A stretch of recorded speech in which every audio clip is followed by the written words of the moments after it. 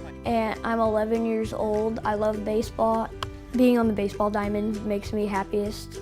Baseball is just one of my passions. There is just naturally a lot of thinking that's involved with it, statistics, and where you have to be on each play and things like that.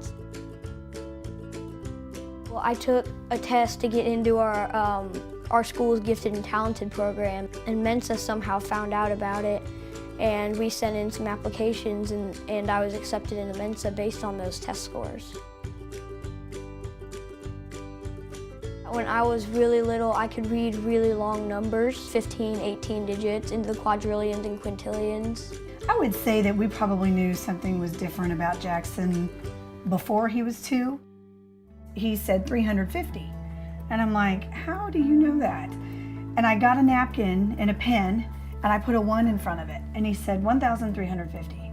And then I put a number in front of that. He's like 21,350. And he just kept going until my napkin was filled with probably up to 15 digits. And we had never taught him. Well, who would teach a 2-year-old that? Right.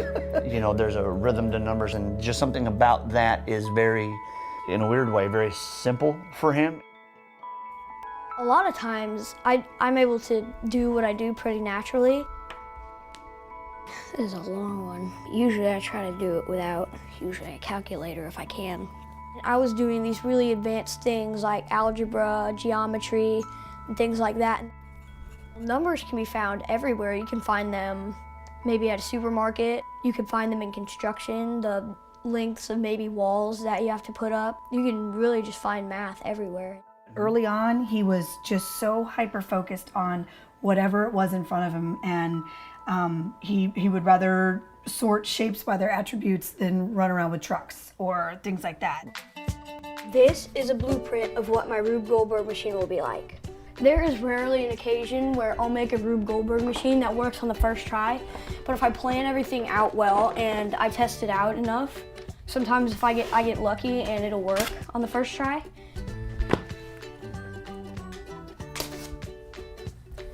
Big thing with this is basically a lot of times you just have to try and try again. Basically, it's all about trial and error. It's fascinating for me to see how all the parts work together to complete a task. All right, attempt number 5 in 3, 2, 1. All right, good. All righty. Come on. Did that go in? Yes.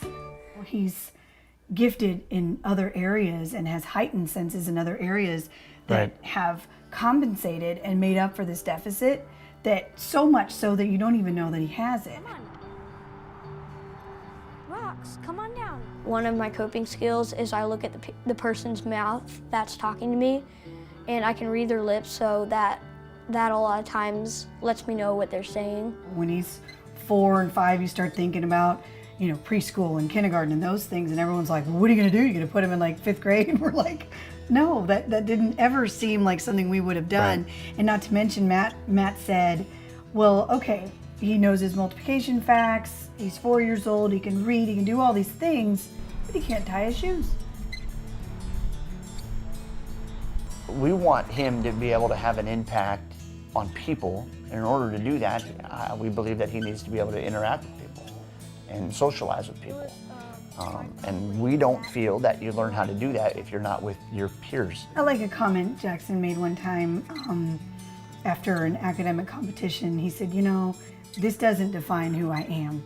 I'm more than just, you know, able to solve math problems or equations. Right. Higher than, he's more than that. Graduating college at age 11 is not something that I'd want to do, because I wouldn't be able to do the things I love, like play baseball or hang out with my friends and just be a kid.